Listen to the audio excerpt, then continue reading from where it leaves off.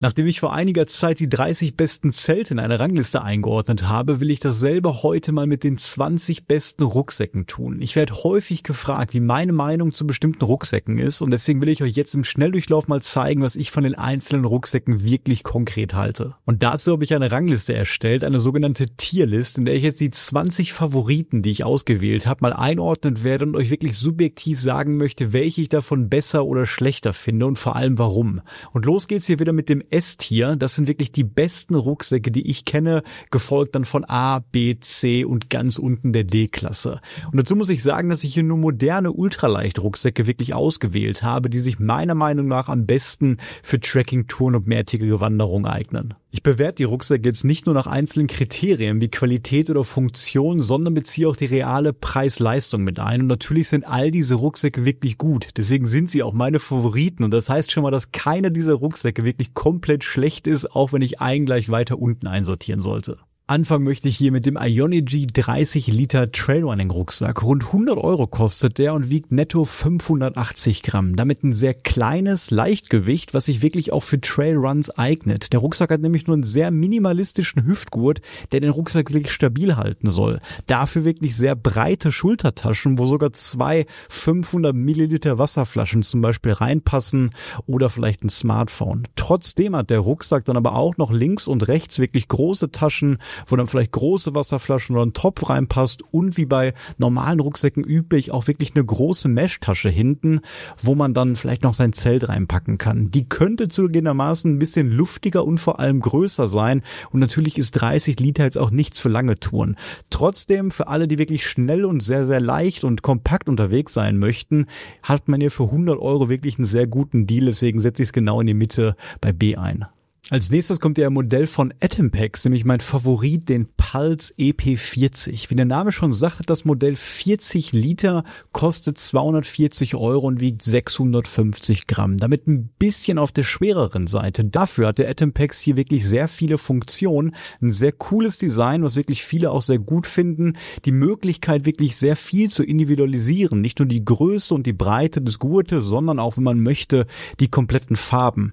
Der ist auch sehr, sehr robust. Hat halt wirklich EPX 400 als Basisstoff, macht einiges mit. Die Qualität bei Atompacks, die übrigens in England sitzen, ist auch immer sehr, sehr hochwertig. Ich finde, es ist auch ein Pendant zu Hyperlight Mountain Gear, dafür wie bei diesem Modell aber mit 240 € wirklich deutlich günstiger.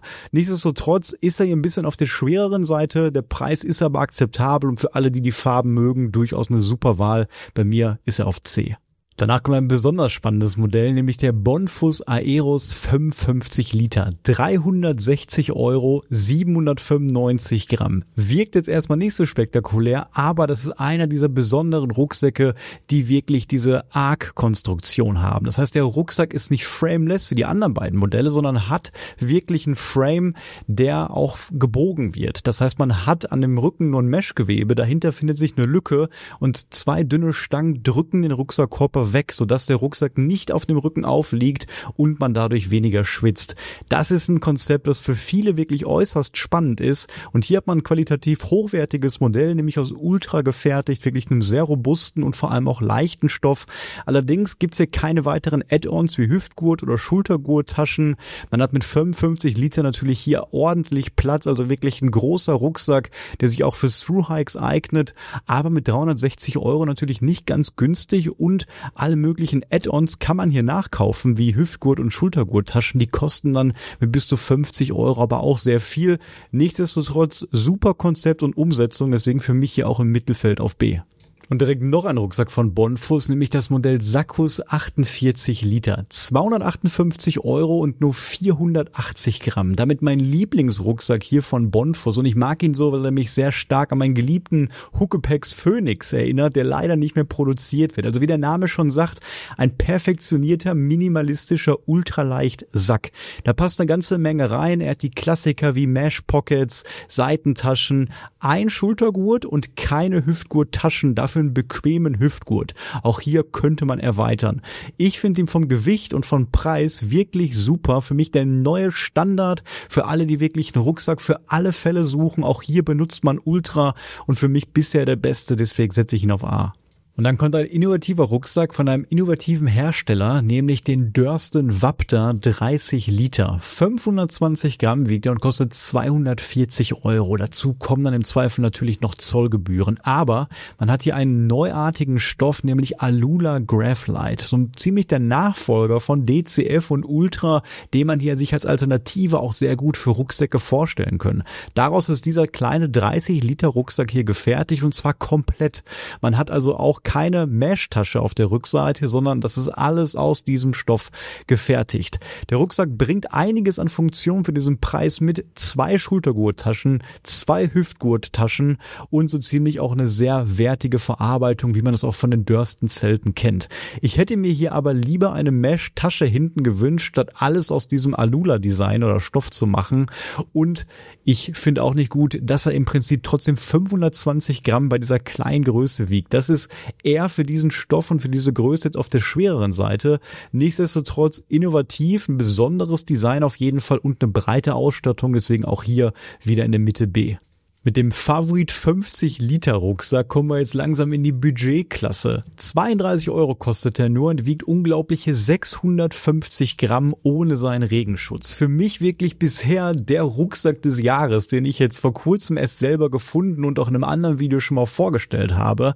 Und der überrascht mich wirklich total. Man hat hier wirklich einen leichten Frame, sage ich mal, 2 Leisten am Rücken, der für gute Belüftung und Stabilität sorgt. Man hat, wie ihr seht, keinen klassischen Ultraleicht-Tracking-Rucksack, sondern es erinnert eher an einen konservativen Wanderrucksack. Keine Mesh-Pocket, dafür wirklich viele Fächer, super und hochwertig verarbeitete Reißverschlüsse, einen großen und besonderen Einschub von oben, also eine Öffnung, bequeme und breite Hüftgurttaschen und wirklich kein 0815-Material. Für mich macht er einen super Eindruck. Ich finde von Preis-Leistung unschlagbar mit 50 Liter. Bisschen knapp bemessen, muss man sagen, vielleicht realistisch ein bisschen weniger, aber dennoch für Einsteiger oder Fortgeschrittene, die was Günstiges suchen, auf jeden Fall eine ganz große Empfehlung, deswegen für mich sogar auf A. Ich versuche auf meinem Kanal gerade jede Woche ein Video über Packlisten, Ausrüstung und dem Tracking generell für euch kostenlos bereitzustellen. Solltest du gerade meinen Kanal noch nicht abonniert haben, würde es mir wirklich unglaublich damit weiterhelfen, das jetzt einmal zu tun, sodass ich in Zukunft noch weitere spannendere Themen rund um unser gemeinsames Hobby beleuchten kann. Vielen Dank. Und dann kommt hier sogar der günstigste und vor allem leichteste Rucksack der gesamten Liste. Denn der Decathlon 4-Class Travel Compact 25 Liter kostet nur 25 € und wiegt sage und schreibe nur 271 Gramm, wenn man den ganz leicht modifiziert. Damit hat man wirklich einen perfekten Mini-Ultraleicht-Rucksack. Denn 25 Liter ist nicht viel. Ich selber nutze ihn nur als Rucksack für Tageswanderungen oder maximal 1 oder 2 Übernachtungen. Ich kenne aber viele, die haben den auch auf Trekkingtouren mitgenommen. Das Gute ist, trotz des kleinen Volumens hat man hier sehr, sehr große Mesh-Taschen, sowohl an den Seiten als auch hinten, wo ganze Zelte oder andere Dinge reinpassen. Man hat einen sehr minimalistischen Hüftgurt, der natürlich keine Taschen hat, aber den Rucksack stabil hält und das Gewicht gut übertragen kann. Und an den Schultergurten ist eigentlich auch gar nichts. Sie sind sehr luftig, sehr dünn und sehr schmal. Deswegen ist das ein unbequemer Rucksack, wenn ihr wirklich mehr als 5-6 Kilo darin tragt. Aber für sehr minimalistische Touren ist es ein super Rucksack und vor allem ist er dann auch noch sehr, sehr leicht und günstig. Deswegen auch hier bei mir ohne Frage wirklich auf A. Und dann kommt auch die dritte Budgetvariante, der legendäre G4Free 40 Plus Liter Rucksack. Und man kann hier wirklich vom Plus sprechen, da da deutlich mehr als 40 durch die Erweiterung oben im Deckelbereich wirklich reinpasst. 30 € kostet er mittlerweile und wiegt nur unglaubliche 450 Gramm. Um diesen Rucksack hat sich wirklich eine kleine Fanbase im Laufe der Jahre gebildet. Den gibt's in 12 Farben mittlerweile. Er hat kein Hüftgurt, das muss man wissen, aber es gibt viele, die nähen sich den nach, rüsten sich den nach. Aber ich und viele meiner Wanderfreunde haben den auch ohne Hüftgurt wirklich auf harten und sehr langen Touren verwendet.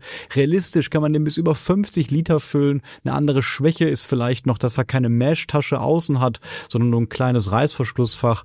Dafür wirklich Seitentaschen, einen funktionierenden Stoff, der viele Jahre hält, wenn man ein bisschen aufpasst und irgendwann, wenn Löcher reinkommen, dann könnte man den nachkaufen in einer anderen Farbe oder auch flicken. Ich finde ihn bis heute immer noch super, obwohl er schon ein paar Jahre alt ist und setze ihn ebenbürtig zu den beiden vorherigen Rucksäcken hier auf A. Braucht man doch mal 60 oder mehr Liter Volumen auf einer Tour, empfehle ich hier den Gossamer Gear Mariposa. 360 € kostet er und wiegt ungefähr 1 Kilo. Er hat 3 verschiedene Größenoptionen, das heißt, man kann auch ein paar Anpassungen vornehmen und er hat wirklich ein innovatives Design, nämlich so ein Over-the-Top-Deckel, um gut Dinge erreichen zu können. Er ist wirklich einer der bequemsten Rucksäcke, die ich kenne, hat an der Seite auch innovativ wirklich 2 Seitentaschen übereinander, das kenne ich sonst von gar keinem Rucksack, und auch hinten ein herausnehmbares Sitzkissen, ein Frame, um dann auch mal mehr Stabilität zu haben, einen kleinen Frame zu haben und sich hinsetzen zu können. Ich würde mir wünschen, dass er noch ein bisschen leichter ist und das wird man vielleicht durch ein anderes Material erreichen, denn im Standard ist er hier aus einem Robic Nylon Gewebe, wird das Ganze vielleicht aus Ultra oder DCF oder Graphite sein, wäre ein bisschen leichter. Nichtsdestotrotz ist er super bequem, für große Touren geeignet und bei mir trotz dieser Funktion dann auf C. Als nächstes haben wir den Hyberg Bandit Light und damit ein absoluter Favorit von mir aktuell. Der Rucksack ist relativ neu, vor allem in der Light-Variation und aus dem Material Alula Graphite. Und so wiegt er nur 303 Gramm mit 40 Liter für 240 bis 280 Euro. Unfassbar gute Werte und die Bauform ist ein Favorit von mir, so ähnlich wie beim Z-Pax Nero. Also ist man wirklich hier bei einem Super Light Rucksack. 29 Liter hat das Hauptfach, 11 Liter haben die Mesh Pockets und vom Design, schaut euch das mal an, finde ich es wirklich genial. Diese 2 Farbenkombination sagt mir unglaublich zu. Man kann jetzt zwischen den 3 Materialien wirklich wählen. Vielleicht präferiert man doch Ultra oder DCF oder Graphite. Dann ändert sich immer der Preis und das Gewicht. Und ansonsten hat man vom Umfang hier einen sehr minimalistischen Hüftgurt, natürlich um auf das Gewicht zu kommen, und 2 Schultergurttaschen. Bei Hyberg, für alle, die es nicht wissen, klebt man sogar die Nähte. Das ist nicht selbstverständlich, weil das relativ aufwendig ist und hat so natürlich eine viel bessere Wasserdichtigkeit. Und ich kann eigentlich nicht glauben, dass der Rucksack dann trotzdem vergleichsweise noch so günstig für diese Werte und die Materialien sind. Also für mich auf S und damit ganz, ganz oben anzusiedeln. Davon gibt's dann auch den großen Bruder, den Hyberg Attila, neuerdings dann auch in der Light-Variante mit den 3 Ausführungen Alula Graphite, DCF und Ultra. Hier in dieser Ausführung 590 Gramm, 312 Euro und sogar 50 Liter. Also eher jetzt ein größerer, klassischerer Ultraleicht-Tracking-Rucksack, wirklich mit allen Funktionen, die man sich vorstellen kann, inkludiert mit 2 Schultergurttaschen, 2 Hüftgurttaschen. Natürlich preislich jetzt ein bisschen teurer, aber man hat Option, wirklich Dinge hier auszuwählen, 3 verschiedene Rückenlängen, 3 verschiedene Materialien. Das Design ist natürlich auch in mehreren Farben vorhanden. Ich finde es ein super Gesamtpaket jetzt für einen Standardrucksack, preislich ein bisschen mehr, aber nicht ganz auf S bei mir, sondern nur auf A, weil ich einfach auf diese kleinere, kompaktere Form stehe und mir beim Bandit jetzt lieber die 200 Gramm sparen würde.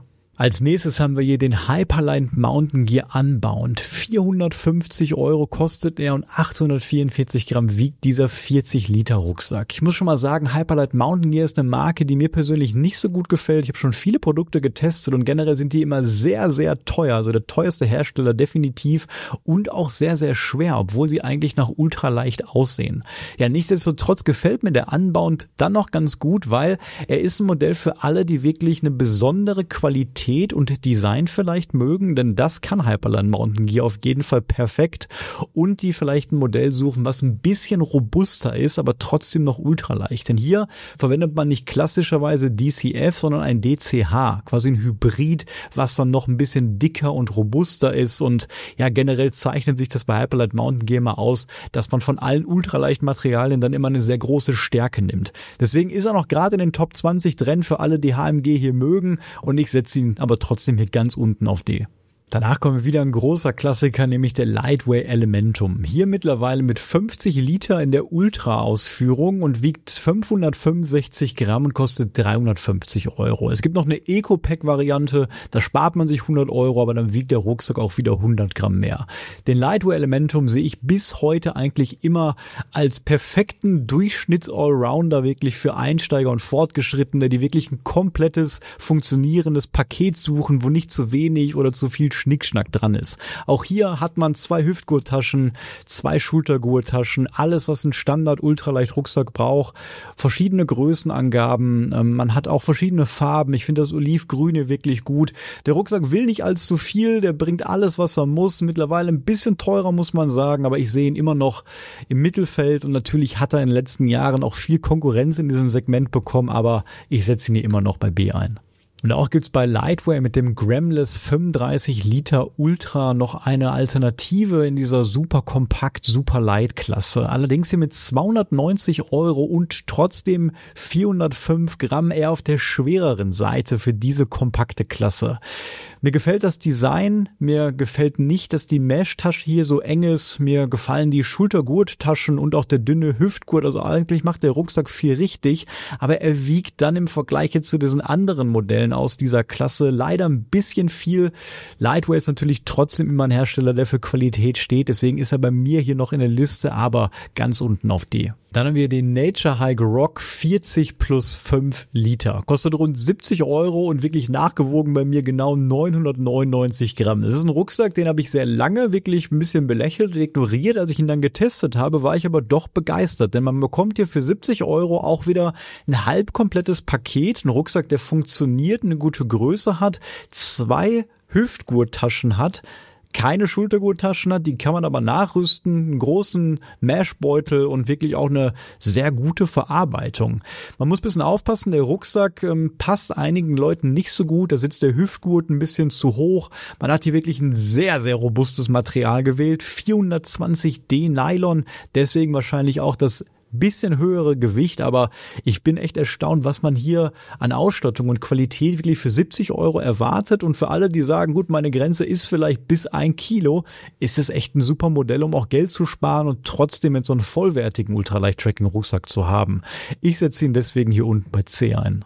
Ein anderes Modell in dieser Preisklasse ist noch der 3F UL Gear Kidian, oder wie ich mittlerweile weiß, ausgesprochen Chidian Rucksack. Kostet 80 €, wiegt 810 Gramm und fast sage und schreibe 56 Liter. Er ist riesig groß und ich habe ihn getestet und er hat mir unfassbar gut gefallen. Ich kann nicht glauben, dass dieser Rucksack 80 € kostet. Es ist wirklich vom Schnitt, vom gesamten Style wirklich ein hochwertiger Ultraleicht-Tracking-Rucksack. Also würde ich nicht wissen, dass der 80 € kostet, würde ich denken, dass der ja auch so wie die anderen 250 € kosten würde. Der einzige Haken, den ich wirklich bei diesem Modell sehe, ist dann vielleicht nur das Gewicht. Es geht natürlich deutlich weniger als 810 Gramm mit noch besseren Materialien. Man hat hier, ich sag mal, nur eine Hüftgurttasche und nicht 2. Die ist aber sehr groß. Das sollte also für die meisten reichen. Und auch hier könnte man Schultergurttaschen nachrüsten. Ansonsten ein absolut geniales Modell. Es gibt auch noch eine Pro-Variante. Die hat dann noch hochwertigeren Nylonstoff, wiegt aber 40 Gramm mehr, und ich finde tatsächlich jetzt die Version auch völlig ausreichend. Hier würde man das Geld da auch lieber sparen. Deswegen habe ich die beide jetzt hier mal zusammengefasst und setze die auf jeden Fall ganz oben bei S ein.